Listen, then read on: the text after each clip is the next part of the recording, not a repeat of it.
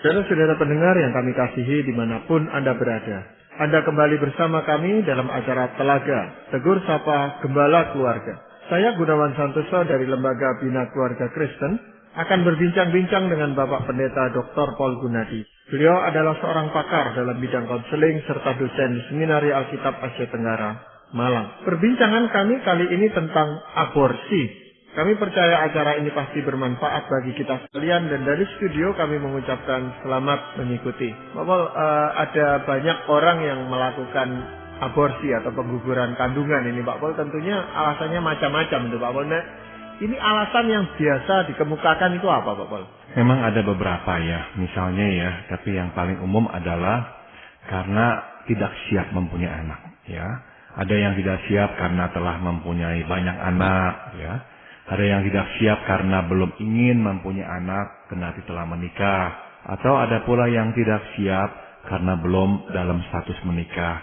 Tapi memang saya kira ya benang merahnya adalah ketidaksiapan mempunyai anak. Nah itu kadang-kadang sekarang itu bisa diketahui kondisi anak di dalam kandungan ini dengan USG dan sebagainya. Kalau seandainya terjadi kecacatan gitu dan dia tahu bahwa anaknya ini cacat, lalu dia juga melakukan aborsi, ya itu biasanya menjadi alasan enggak, Bapak? Nah, itu kadang-kadang juga dilakukan meskipun memang kasus seperti ini tidak sebanyak yang tadi kita sudah sebut, yang lain-lainnya. Nah, sudah tentu nanti kita akan lihat ya bagaimana tuh kita harus bersikap terhadap kasus-kasus seperti ini. Nah, yang saya kira penting untuk kita nanti soroti adalah bukan masalah si anak itu. Saya kira kebanyakan argumen-argumen tentang aborsi adalah tentang anak itu. Apakah dia sudah menjadi seorang anak atau belum, hanyalah masih dalam bentuk janin dan sebagainya, kapan kehidupan itu mulai dan sebagainya. Jadi terlalu banyak fokus yang diberikan pada si anak itu. Nah, yang akan saya coba lakukan adalah menyoroti masalah aborsi ini dari sudut rencana Allah dalam hidup kita. Jadi kita mau ini ya, menengadah ke atas. Kita mau melihat kita dan Tuhan dan kita. Nah, bagaimana tuh kita menempatkan aborsi dalam hubungan kita dengan Tuhan. Nah, ini bagaimana, Pak Paul? Mungkin Pak Paul bisa langsung sampaikan kepada kami.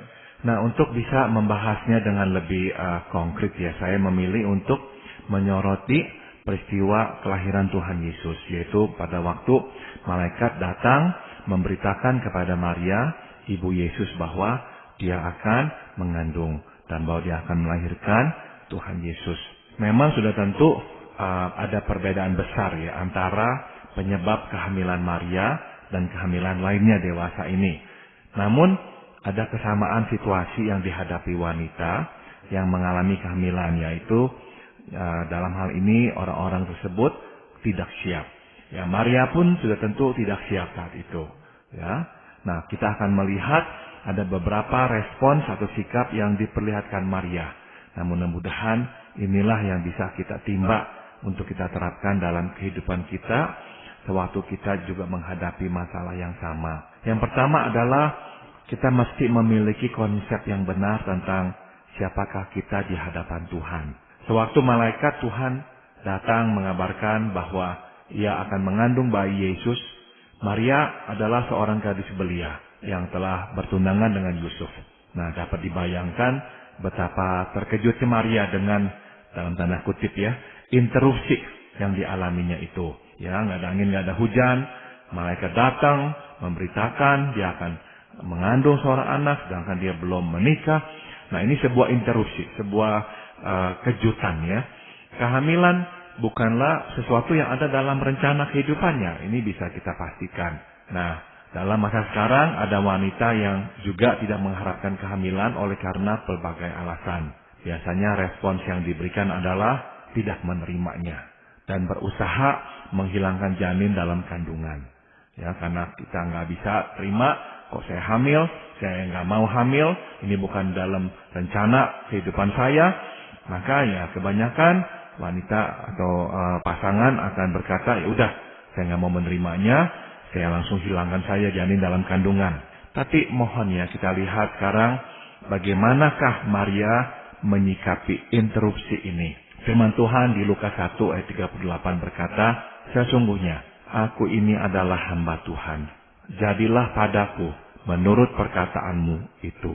Maria menempatkan diri sebagai hamba Tuhan dan siap menerima apapun yang ditetapkan Tuhan atasnya. Ya, sebaliknya, orang yang memutuskan untuk melakukan aborsi tidak menempatkan diri sebagai hamba di hadapan Tuhan. Ya, kita mesti memandang kehamilan sebagai penetapan Tuhan. Dan apapun yang ditetapkannya, menyenangkan atau tidak, harus kita terima. Sebab kita adalah hambanya. Ya, ini menjadi masalah kalau dia adalah orang yang belum menikah ya. Padahal kasusnya sama seperti Maria. Tetapi Maria menyadari kehamilannya datang dari Roh Kudus, Pak Paul. Tetapi seorang gadis atau seorang yang belum menikah kemudian hamil, apakah bisa menggunakan alasan ini, Pak Paul? Dengan kata lain, dia harus berkata bahwa meskipun ya dia ini hamil karena dosa yang dilakukannya, tapi dia mesti bisa menempatkan diri sebagai hamba. Bahwa inilah yang Tuhan tetapkan. Bahwa inilah yang harus terjadi. Sebab kan kita mengetahui bahwa tidak semua orang mempunyai kesempatan untuk mempunyai anak. Meskipun berusaha mencobanya. Jadi benar-benar kalau sampai hamil ini adalah sebuah tindakan Allah. Untuk menghadirkan seorang manusia di dalam dunia ini. Maka kita harus bersikap sebagai hamba. Kita harus menerima penetapan itu. Meskipun, ya sekali lagi ya, anak itu lahir dari atau anak itu dikandung dari hubungan seksual di luar pernikahan yang jelas memang berdosa. Namun sekali lagi, kita harus menempatkan diri sebagai hamba. Kalau kita berkata, saya nggak mau, saya mau hilangkan, saya mau aborsi. Kita menempatkan diri di hadapan Tuhan bukan sebagai hamba. Kita menempatkan diri sebagai orang yang setara dengan Tuhan.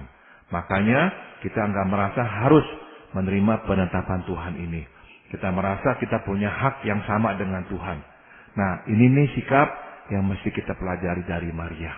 Ya, tapi seringkali yang dipakai alasan adalah saya toh nggak mampu membesarkan anak ini. Daripada nanti anak ini menderita, dia katakan ya dilakukan aborsi saja gitu, Bapak. Nah, maka nanti kita akan harus ya menyadari bahwa kita ini orang yang terbatas. Kalau memang nggak mungkin kita bisa membesarkan anak ini di usia yang masih muda dalam kondisi yang seperti ini. Nah, biarkanlah nanti Tuhan menetapkan orang tua yang lain untuk mengasuh dan membesarkan anak ini. Tapi pada intinya adalah sikap kita itu sikap seorang hamba. Bukan sikap yang mau langsung mengambil keputusan, mengatur atas hidup kita. Enggak, hidup ini bukan milik kita lagi. Hidup ini milik Tuhan. Jadi kita enggak lagi punya hak atas hidup ini, atas tubuh kita dan sebagainya. Ini semua adalah hak milik Tuhan. Jadi sikap ini nih yang saya kira lepas ya atau luput dilihat oleh banyak orang dalam menghadapi masalah kehamilan di luar nikah misalnya. Ya, karena kadang-kadang dia memikirkan tentang dirinya ini. Di dalam hal ini seringkali orang tersebut merasa dirinya sudah berdosa, jadi tidak berani mengaku sebagai hamba Tuhan. Jadi hamba di sini sudah tentu dalam pengertian sebuah sikap ya, bahwa saya itu tuh bukanlah pemilik atau empunya dari hidup ini. Saya adalah hamba. Tuhanlah yang empunya hidup saya, diri saya.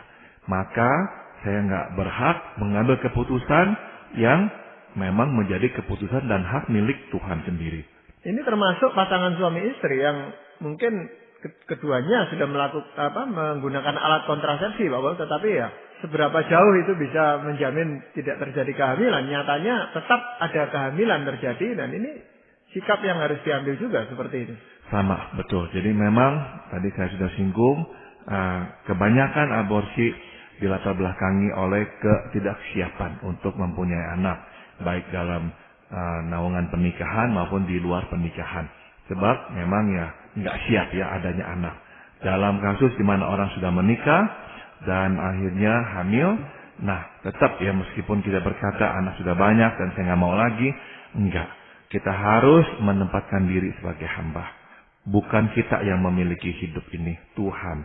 Maka kalau dia sudah menetapkannya seperti ini, kita mesti menerima porsi ini. Nah, untuk bisa sampai pada konsep seperti itu, Pak Balik, kita itu kan harus mempunyai konsep yang benar dulu tentang Tuhan itu siapa bagi kita, gitu kan?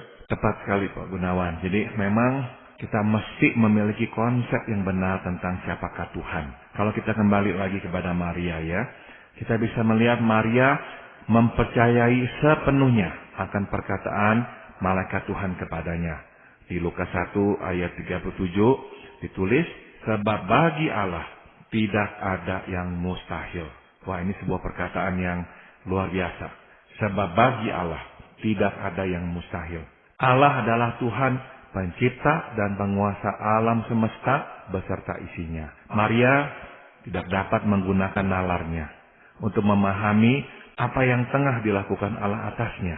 Sebab hal ini tidak pernah terjadi sebelumnya. Ya, belum pernah Allah lewat rohnya yang kudus masuk dan dilahirkan sebagai manusia. Namun Maria percaya bahwa tidak ada yang mustahil bagi Allah. Maria tidak dapat membayangkan apa yang akan terjadi di hari esok. Tapi ia tahu bahwa jika ini berasal dari Allah, maka Allah akan memeliharanya. Nah, kalau kita terapkan ya pada zaman sekarang ini, wanita yang hamil di luar kesiapannya pasti memikirkan hari esok dan mengkhawatirkan banyak hal. Kita mesti tetap percaya bahwa Allah bukanlah Allah yang terbatas. Allah sanggup melakukan apapun, ya, apapun, asal kita tunduk kepada kehendak-Nya dan hidup dalam jalan-Nya. Sebab tidak ada yang mustahil bagi Allah. Ya, kalau kita melihat kehidupan Maria, memang sejak awal mungkin Maria ini sudah dipersiapkan, dididik oleh orang tuanya dan sebagainya, mempunyai konsep yang benar tentang Tuhan, Pak Paul. Nah, bagaimana dengan mereka yang mau melakukan aborsi ini, tetapi tidak mempunyai konsep yang benar tentang Tuhan ini? Memang kita mesti mengajaknya melihat Allah, ya, lebih luas daripada dirinya dan pemikirannya. Seringkali orang yang dirundung masalah, hamil di luar nikah atau mengalami kehamilan yang tak diinginkan, enggak melihat Tuhan seluas dan sebesar Tuhan apa adanya. Justru menyempitkan Tuhan sesempit pemikiran kita. Maka kita sudah membayangkan semua yang buruk yang akan menimpa kita. Oh tidak, ya, Tuhan itu lebih besar. Dia berkuasa. Dia sanggup memelihara baik kita maupun anak ini. Sekali lagi, jangan kita khawatirkan, kita hanya perlu taati Tuhan. Jangan mencemaskan Tuhan, kita taati saja Tuhan. Ya, kita lakukan kehendak-Nya, jalani perintah-perintah-Nya. Nah, udah, nanti apa yang akan terjadi, Tuhan akan pelihara anak ini. Sekali lagi, kalau memang kita belum siap untuk bisa memelihara anak ini, akan ada orang tua lain yang nanti Tuhan akan tetapkan untuk mengasuh dan memelihara anak ini. Ya, kita mungkin pernah mempunyai kenalan yang dianugerahkan Tuhan anak dari adopsi ya. Nah, kita bisa melihat sukacita mereka memperoleh anak yang memang mereka rindukan, tapi nggak bisa memang mereka lahirkan. Luar biasa hal seperti itu. Ada orang yang dulu nggak punya anak, sekarang punya anak, hidupnya begitu berbeda, penuh dengan sukacita. Dan kalau kita lihat, memang anak itu pun, apalagi pada masa kecil ya, benar-benar tidak tahu. Tidak tahu bahwa ini bukanlah ibu yang melahirkannya, ini bukanlah ayah yang juga ayah kandungnya, nggak tahu kok. Dan memang itu nggak relevan, itu nggak penting. Sebab si anak hanya perlu apa? Dekapan, kasih sayang, perawatan, pemeliharaan dari orang tuanya. Nah, inilah yang diperlukan oleh si anak dan ada orang tua lain yang dapat memberikannya kepada anak ini. Ya, kalau seseorang tidak memiliki konsep yang benar dengan Tuhan, itu bukan tidak mungkin dia malah menyalahkan Tuhan. Kok sampai terjadi kehamilan? Padahal dia tidak siap. Kan Tuhan juga tahu bahwa dia tidak siap gitu, Pak. Nah, ini memang kembali kepada satu pokok yang mesti kita juga angkat, Pak Gunawan, yaitu kita mesti memiliki konsep yang benar tentang rencana Allah. Ya, kita ini kalau menyalahkan Allah, kita sebetulnya ya berkata bahwa Tuhan, rencanamu kok itu bisa begitu salah ya, melenceng ya, kok saya bisa sampai seperti begini nih. Nah, kita mesti memiliki konsep yang benar tentang rencana Allah. Coba kita kembali lagi kepada Maria. Maria tidak dapat melihat ya rencana keselamatan Allah untuk menebus dosa manusia. Mustahil baginya memahami rencana Allah yang melampaui batas waktu dan wilayah itu. Ya, dia belum mengerti tuh tentang Yesus menjadi juru selamat bagi manusia dan sebagainya. Masih belum, dia baru diberitahukan oleh malaikat. Tapi ini yang penting. Ia bersuka cita, ia dapat menjadi bagian dari rencana Allah. Maria percaya bahwa bayi yang dikandungnya merupakan rencana Allah untuk menyelamatkan manusia. Itu sebabnya ia berseru di Lukas 2 ayat 46 dan 47. Jiwaku memuliakan Tuhan dan hatiku bergembira karena Allah juru selamatku. Ya. Nah, coba kita terapkan dalam kondisi sekarang ini. Sewaktu kita hamil di luar kesiapan, biasanya reaksi kita adalah bahwa ini di luar rencana Allah. Ya, sesungguhnya kebalikannya lah yang terjadi. Memang ini di luar rencana manusia, tapi di dalam rencana Allah. Ada rencana Allah yang ingin digenapinya lewat kelahiran anak ini. Mungkin anak ini akan harus diserahkan kepada pihak yang lebih siap untuk membesarkannya. Namun yang pasti adalah Tuhan memiliki rencana akan keberadaannya di dunia ini. Jadi, terima dan sayangilah anak ini. Ya memang posisi Maria saat itu sangat sulit sebenarnya Pak Paul. Apalagi pada zaman seperti itu. Zaman yang lama itu di mana orang tidak mentolerir ada gadis hamil Pak Paul ya. Dan sebenarnya bagaimana Maria bisa mengatasi perasaannya bahwa dia pasti akan dicemoohkan orang gitu Pak. Dalam hal ini kita bisa melihat sebuah kehidupan anak Tuhan yang sudah begitu matang. Diduga Maria itu umurnya masih belasan tahun sebab pada saat itu wanita-wanita Yahudi menikah di usia yang sangat belia. Tapi kita bisa membayangkan ya, sebuah tingkat kematangan rohani yang begitu tinggi dalam diri Maria. Begitu matangnya dia sehingga dia memang nggak lagi menggubris tentang hidupnya, tentang reputasinya, tentang pandangan orang terhadapnya. Enggak lagi. Sebab dia tahu ini dari Tuhan. Jadi karena dia yakin ini dari Tuhan, dia percaya ini adalah rencana Tuhan.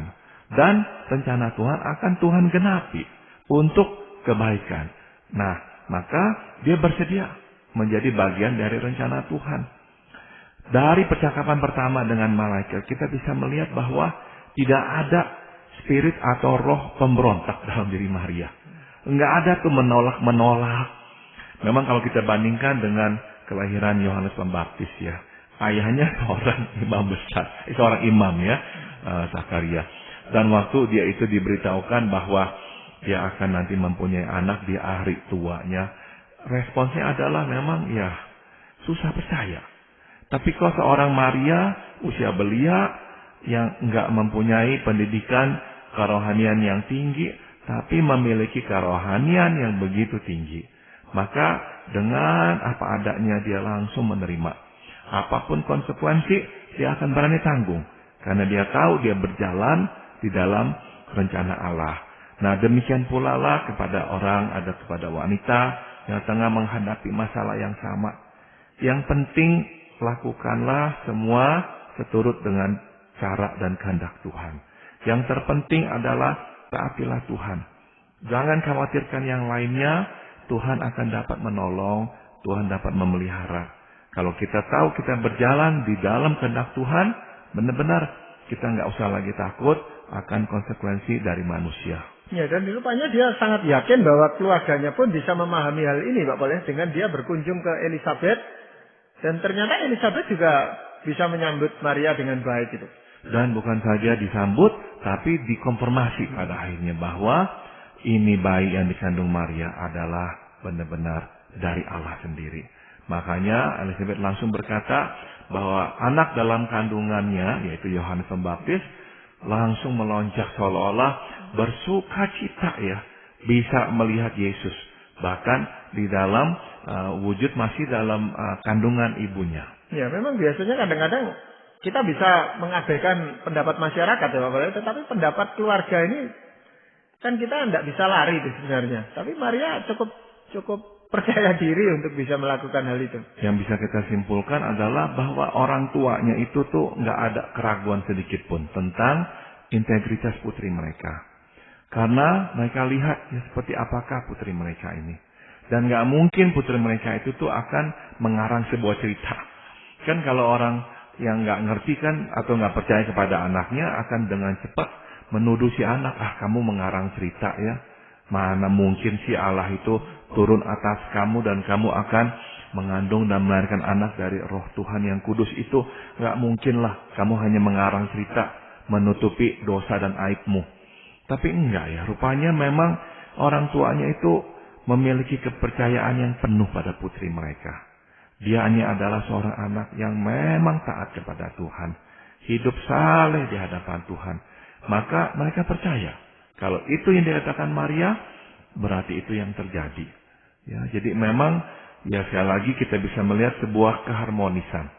Dan Tuhan menetapkan ini semua terjadi di dalam sebuah keluarga yang Tuhan tahu akan sanggup menerima Maria dan memberi dukungan kepadanya.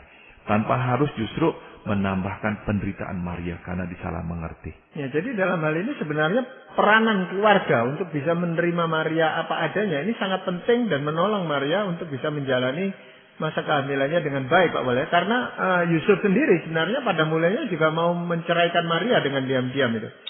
Betul sekali. Nah, mungkin pendengar kita yang belum begitu mengerti tentang budaya Yahudi akan bertanya-tanya, kok tadi dikatakan dia belum menikah, masih bertunangan, kok ada istilah bercerai? Karena memang di dalam adat istiadat mereka itu tuh ada tahapan-tahapan sebelum pernikahan. Jadi yang paling akhir adalah pernikahan itu sendiri, sebuah pesta pernikahan. Namun sebelumnya itu ada yang disebut memang pertundangan, tapi pertundangan itu tuh lebih serius lagi. Jadi sebuah pengikatan dengan sebuah kepastian, tinggal hanya nanti menunggu suatu hari di mana mereka akan dinikahkan. Jadi statusnya sudah sama mengikat, tapi memang belum tinggal bersama. Nah, tahap sebelum itu adalah tahap pertundangan seperti yang kita kenal sekarang, di mana ya kedua orang itu akan dikenalkan misalkan, dan misalnya mereka menyukai, ya udah diikat sebagai tundangan. Tapi dalam tahap pertama itu statusnya memang tidak sama dengan pertundangan tahap kedua. Nah, Maria dan Yusuf rupanya sudah sampai pada pertundangan tahap kedua itu. Maka kalau sampai berpisah, memang itu prosesnya persis sama dengan perceraian dalam pernikahan. Iya, Pak Paul, mungkin ada konsep lain yang perlu dipahami. Yang terakhir adalah kita mesti memiliki konsep yang benar tentang dosa. Dosa adalah sikap dan tindakan melawan kehendak Allah, karena tidak lagi mempercayai dan memperlakukannya sebagai Allah. Tuhan tidak membiarkan dosa. Tuhan menghukum perbuatan dosa. Maria berkata ya di Lukas 2 ayat 48 hingga 53, sebab Tuhan memperhatikan kerendahan hambanya, dan rahmat-Nya turun atas orang yang takut akan Dia. Ia mencerai-beraikan orang yang congkak hatinya. Ia melimpahkan segala yang baik kepada orang yang lapar. Maria tahu bahwa Tuhan adalah Allah yang kudus dan bahwa Tuhan menghukum perbuatan dosa. Melawan kehendak Tuhan adalah dosa. Kehamilan adalah bukti kehidupan yang Tuhan ciptakan dalam hidup kita, dalam tubuh kita. Dan itu berarti Ia menghendaki adanya kehidupan yang baru lewat tubuh kita. Firman Tuhan berkata di Mazmur 119 ayat 73 dan pasal 139 ayat 16, tanganmu telah menjadikan aku dan membentuk aku.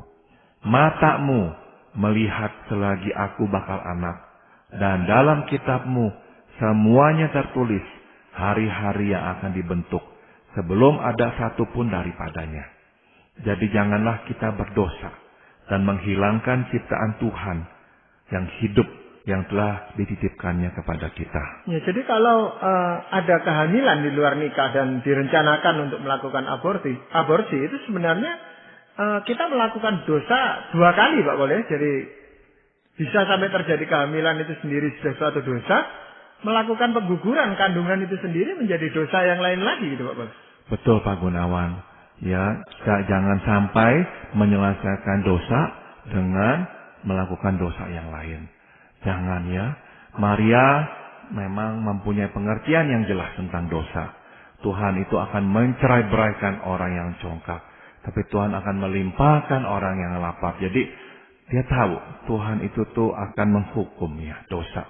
Nah, kita mesti memiliki konsep yang benar tentang dosa pula. Jangan menambahkan dosa. Kehamilan adalah bukti ya bahwa inilah yang Tuhan kehendaki. Ada kehidupan dalam tubuh kita. Dan dia menghendaki kehidupan ini untuk ada. Jangan kita menghilangkannya. Nah, jadi inilah yang Tuhan minta dari kita. Memang saya mengerti ya bahwa nggak gampang melewati ini. Cobaan, godaan untuk menghilangkan akan sangat kuat dan sangat banyak. Bahkan mungkin dari keluarga sendiri. Tapi kita mesti kembali kepada kita dan Tuhan. Bagaimanakah kita bisa mempertanggungjawabkan semua ini di hadapan Tuhan? Kan nggak mungkin. Jadi ingat kita dan Tuhan. Lakukanlah apa yang Tuhan kehendaki. Dan berjalanlah di dalam kehendaknya itu. Ya, itu memang kalau pasangan ini sudah menikah, itu dukungan suami terhadap istri itu tadi penting sekali, Pak. Kalau suaminya justru menganjurkan untuk melakukan aborsi, ya ini malah memposisikan si calon ibu ini dengan kondisi yang sangat-sangat sulit itu sebenarnya. Betul. Memang dalam hal ini si ibu juga harus tegas, tapi juga harus dengan lembut menyadarkan suami bahwa kita jangan lihat anak ini. Kita lihat Tuhan. Tuhan yang telah memberikan, Tuhan akan memelihara. Nah, apakah nanti kita yang memeliharanya? Itu soal kedua. Mungkin Tuhan menghendaki anak ini dipelihara oleh orang lain yang memang lebih sanggup. Jadi bicaralah kepada suami seperti itu. Kalau suaminya berkata, ya udah kita pelihara sama-sama. Oke, kita sayangi anak ini. Kita percayakan kepada Tuhan hidup kita ini. Jadi sekali lagi fokusnya nggak lagi pada si anak, tapi pada Tuhan dan kita dengan Tuhan. Ya, terima kasih sekali Pak Paul untuk perbincangan kali ini. Dan para pendengar sekalian, kami mengucapkan banyak terima kasih. Anda telah mengikuti perbincangan kami dengan Bapak Pendeta Dr. Paul Gunadi dalam acara Telaga Tegur Sapa Gembala Keluarga. Kami baru saja berbincang-bincang tentang aborsi. Bagi Anda yang berminat untuk mengetahui lebih lanjut mengenai acara ini, silakan menghubungi kami lewat surat. Alamatkan surat Anda ke Lembaga Bina Keluarga Kristen atau LBKK, Jalan Cimanuk 58, Malang. Anda juga dapat menggunakan email dengan alamat telaga@indo.net.id. Kami juga mengundang Anda mengunjungi situs kami di www.telaga.org. Saran-saran, pertanyaan, serta tanggapan Anda sangat kami nantikan. Akhirnya dari studio kami mengucapkan terima kasih atas perhatian Anda dan sampai jumpa pada acara